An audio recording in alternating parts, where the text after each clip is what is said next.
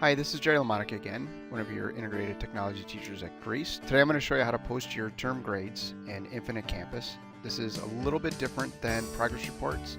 Please make sure you watch the entire video to make sure that you do it correctly. First thing we're going to do is over on the left, we're going to go to Gradebook. To make sure everything is set up, you should always see grades under your in progress and in your categories. If you don't have grades here, it could be one of two things.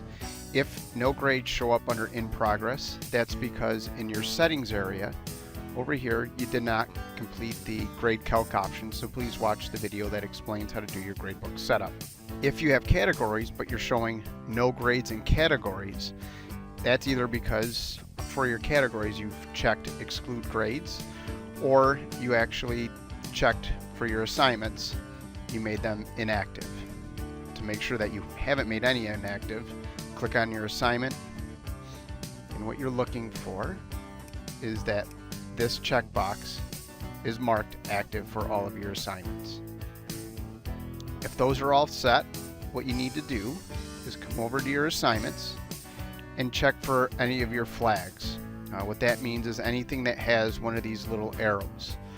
It's fine if they're there, but make sure they are what you want them to be. So if I look at this assignment, I notice there's a bunch of flags. So I'm going to expand that assignment, and I'm going to check and see what I've marked them. If you have either missing or cheated selected, that means no matter what grade you put over under the grade area, it will average a 0. If you have something marked exempt or dropped, that means no matter what you've put in here for a grade, it won't average anything in, so it won't count for or against them. So once you've completed all your little checks to make sure your flags are what they're supposed to be, you have all your grades in the way that you want them, you're going to go up to where it says in progress, and what you should notice is post above grade. So I'm going to select post. Make sure you have the correct term selected, meaning if you're in quarter 1, 2, or 3, make sure you have the correct one selected, and make sure your task is the quarter grade, not progress reports. Once I check the proper things, I'm going to select OK. It's going to tell me that my grades won't be posted until I actually select save. So what I'm going to do now to make sure I've saved what I've done, I'm going to select save up at the top. Now, because this is quarter 1, which is a term that is the first half of the course. So if you have a full year course, now what you need to do is you need to change any grades below a 55 to a 55. You only need to do that for term 1 if it's a half year course, term 3 if it's a half year course, or terms 1 and 2 if it's a full year course. For this example, I'm in quarter 1, so I have to go through all of my grades and change any grade that's below a 55 to a 55.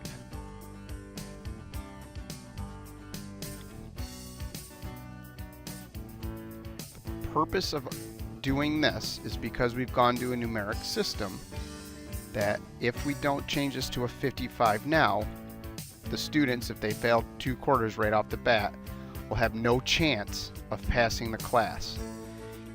You will always, in your grade book, have what their true grade is.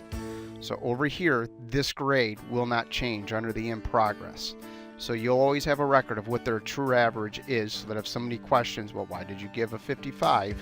You could say, well, their grade was a 23, and then you bumped it up for the first half of the year. So once you've completed changing your grades lower than a 55 to a 55, I would select save again. The next thing you need to do is your comments. Just like you did for 5 weeks, you could do this a bunch of ways. You could fill out each student individually, or if you know most of your students are going to have very similar comments, you could go to the students that won't have those similar comments, fill them in first, and then you could fill out empty. So just as an example, I'll start doing this. So I'm going to go in.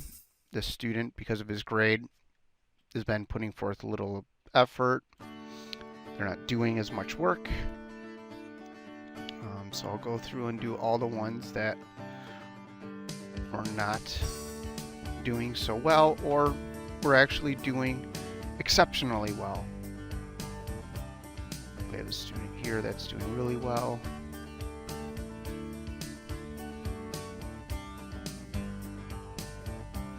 So the rule is, for every student, you have to have at least 1 effort grade and 2 comments. So the minimum you would have is at least 1 effort grade and a comment.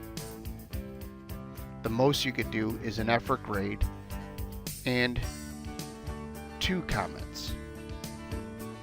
So now that I've gone through, I'm going to fill in the rest of my students that aren't going to have the same type of comments.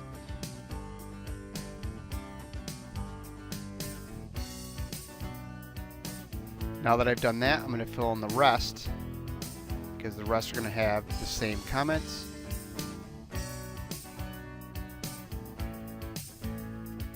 And I'm going to tell it to fill empty. So now my comments are done, and I select save.